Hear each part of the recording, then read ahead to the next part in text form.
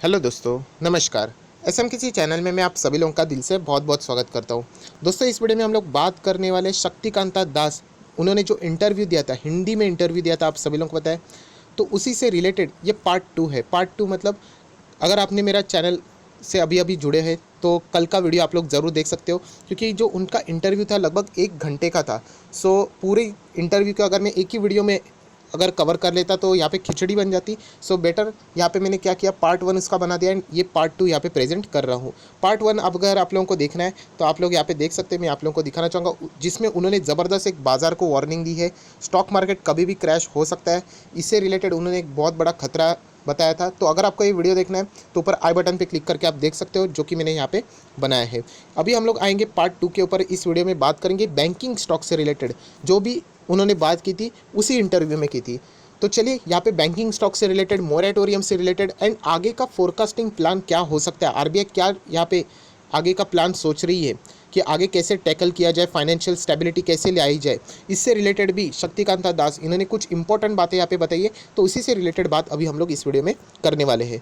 तो I hope आप लोगों को समझ में आ गया कि इस वीडियो में आप लोगों को बैंकिंग स्टॉक से रिलेटेड सुनने को मिलने वाला है। तो चलिए इस वीडियो को फटाफट स्टार्ट कर लेते हैं। बट उससे पहले ज़रूर कहना चाहूँगा, अगर इस चैनल पे फर्स्ट टाइम आए हो तो सब्सक्राइब करके रख लेना, बेल आइकन को भी प्रेस करके रख लेना। तो ऐसी जो टफ चीज़ें रहती है वो आप लोगों को आसान भाषा में यहाँ पे समझाई जाती है। उसी के साथ साथ स्टॉक मार्केट क्लासेस, इस चैनल को भी अभी के अभी सब्सक्राइब करके रख लेना। और अगर आप चाहो तो इस वीडियो को भी देख सकते हो। अभी आप देख सकते हो 40,000 से भी ज़्यादा ही लोगों ने ऑपरेटर से रिलेटेड जो वीडियो है वो यहाँ पे देखा है। बहुत सारे लोगों ने अच्छा सपोर्ट किया, लाइक भी किया है। तो आप भी ज़रूर इस वीडियो को देखना, बिल्कुल मिस मत करना, फ्री ऑफ कॉस्ट है। ऊपर आई बटन पर क्लिक करके ये वाला वीडियो भी आप लोगों ने अभी के अभी चेकआउट कर लेना चाहिए।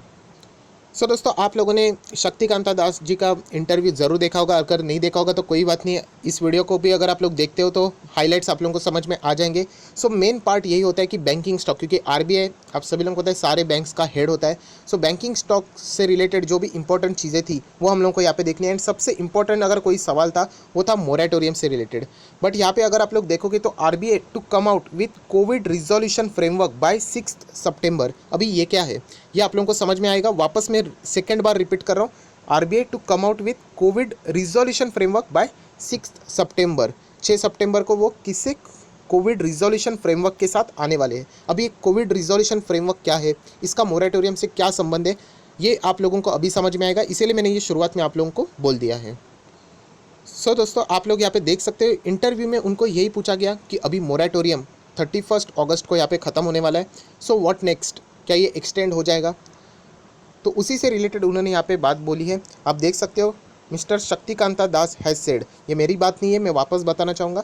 तो आप लोग पढ़ सकते हो, bank moratorium was a temporary solution. Yes, ये जो चीज़ें चल रही है, ये जो मोरेटोरियम हम लोग एक्सटेंड कर रहे हैं, आगे जाके बार बार एक्सटेंड कर रहे, पहले मई में था, अभी हम लोग को अगस्त तक स्ट्रेच होते हुए देखने को मिला है। ये क्या है, ये एक टेम्पररी सोल्यूशन है।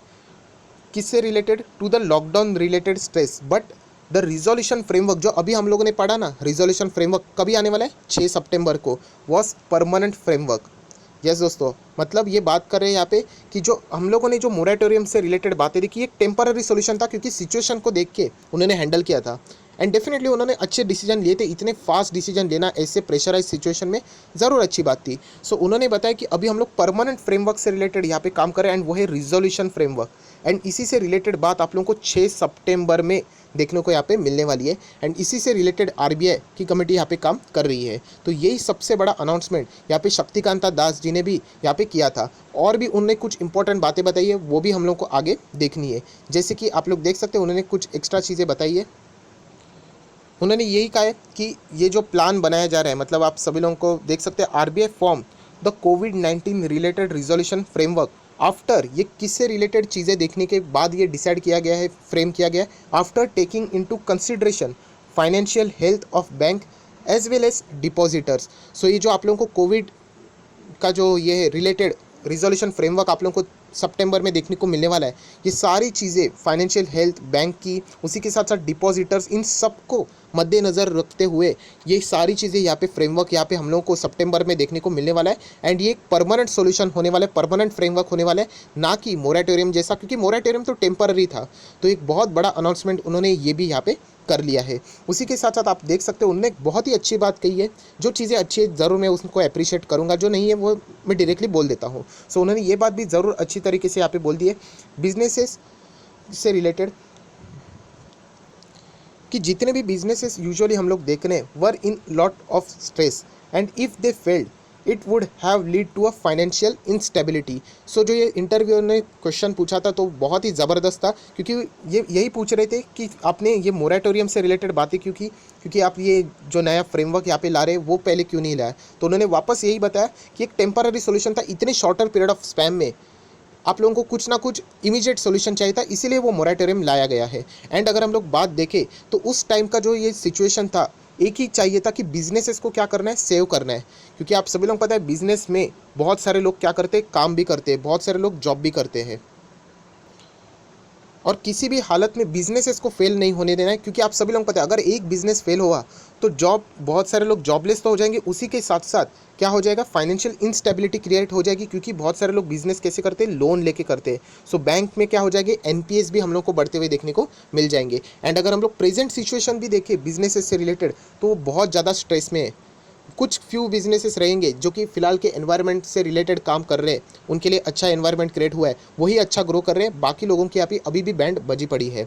तो यही कहना चाहूँगा कि यहाँ पे उन्होंने जो बात की है वो बहुत ही अच्छी की है। एंड उनको ये भी बोला गया कि जो ये मोरेटोरियम एक्सटेंड करके दिया हुआ है उनको हम लोग एनपीए में तब्दील नहीं होने देंगे, जितना भी कोशिश किया जाए। ज़बरदस्त क्वेश्चन था कि जितना हम लोग मोरेटोरियम ये देते जाएंगे, बहुत सारे लोग ऐसे भी लोग रहते हैं जो बदमाश लोग रहते हैं, जिनकी कैपेसिटी होती है लोन पे करने से रिलेटेड, बट डेफिनेटली वो कुछ ना कुछ रास्ता निकाल लेते हैं एंड डिले करते जाते हैं। तो उससे क्या हो जाएगा कि अनसर्टेनिटी क्रिएट होती है।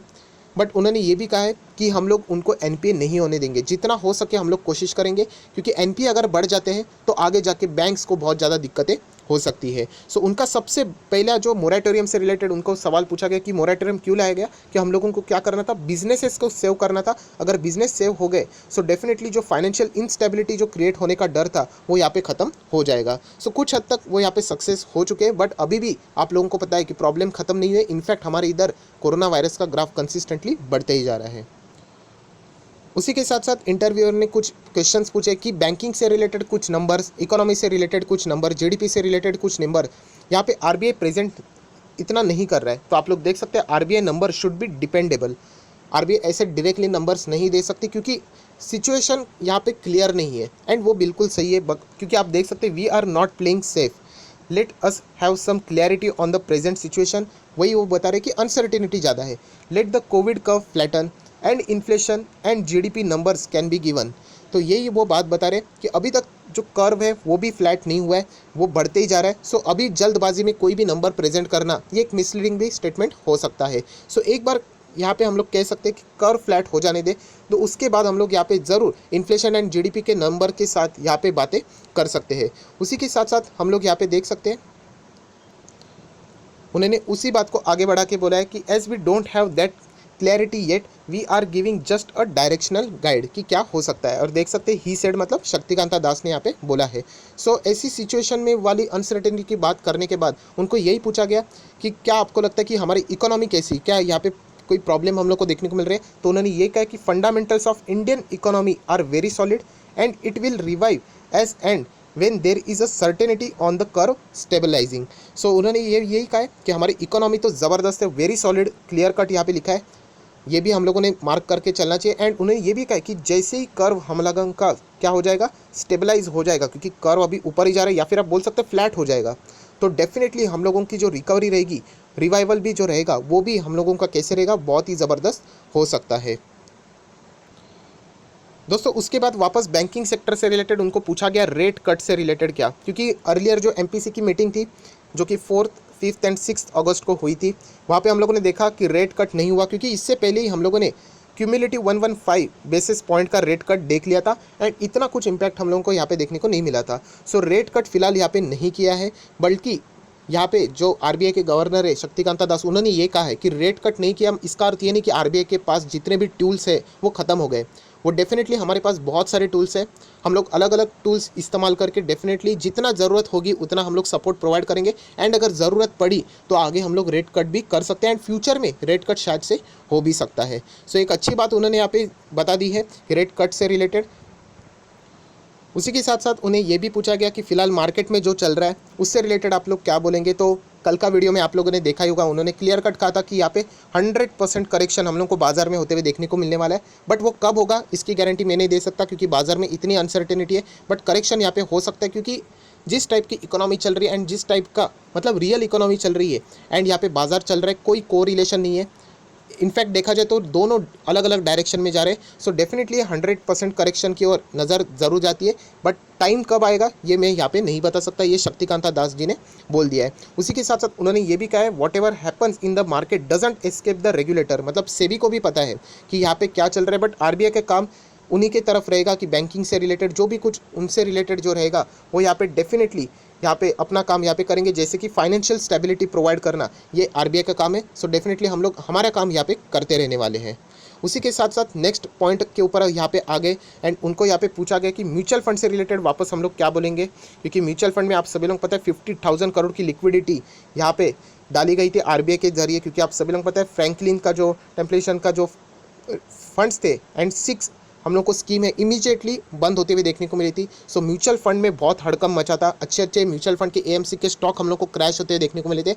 बट यहाँ पे उन्होंने यही कहा है कि अभी वो कंप्लीटली सेफ है एंड यहाँ पे आप देख सकते हैं this is run stabilizing, properly यहाँ पे स्टेबलाइज हो चुके हैं जितने भी म्यूचुअल फंड इंडस्ट्रीज थी। सो यहाँ पे जो लिक्विडिटी उन्होंने इमीडिएटली एक्शन लिया था उसका भी फायदा म्यूचुअल फंड्स यहाँ पे उठा रहे हैं। सो शक्तिकांता दास जी ने जितनी भी बातें बताई इसमें म्यूचुअल फंड भी कवर हो गया, बैंकिंग सेक्टर भी कवर हो गया एंड सबसे खास बात यही है दोस्तों जिसके ऊपर हम लोगों का फोकस रहना चाहिए एंड वो है मोरेटोरियम के ऊपर अभी ज़्यादा फोकस मत देना, क्योंकि वो टेम्पररी सॉल्यूशन है। मतलब हम लोग कह सकते हैं कि शायद से यहाँ पे रिजोल्यूशन फ्रेमवर्क कोविड-19 रिजोल्यूशन फ्रेमवर्क से रिलेटेड बड़ा अनाउंसमेंट होने वाला है।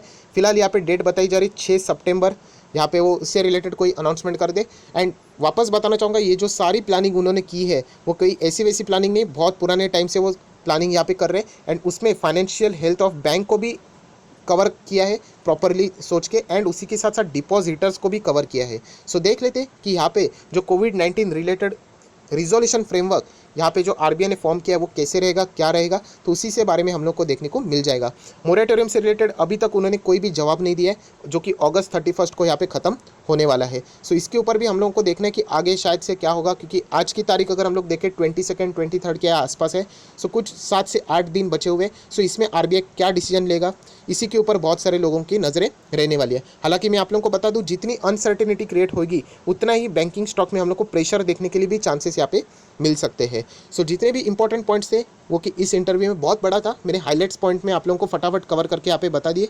म्यूचुअल फंड, बैंक्स सारों को कवर किया एंड उसी के साथ साथ बाजार से रिलेटेड आरबीआई गवर्नर यहाँ पे क्या सोचते हैं वो भी उन्होंने यहाँ पे बता दिया है। सो आई आशा करता हूँ आपको ये इंटरव्यू उनका अच्छा लगा होगा, एक्सप्लेनेशन अच्छा लगा होगा, तो ज़रूर इसको लाइक कर देना, दोस्तों के साथ शेयर कर देना, तो उनको भी ये सारी चीज़ें पता है यहाँ पे चल जाएगी। So that's it, thank you very much दोस्तों, we will be meeting on our next video. तब तक के लिए बाय बाय।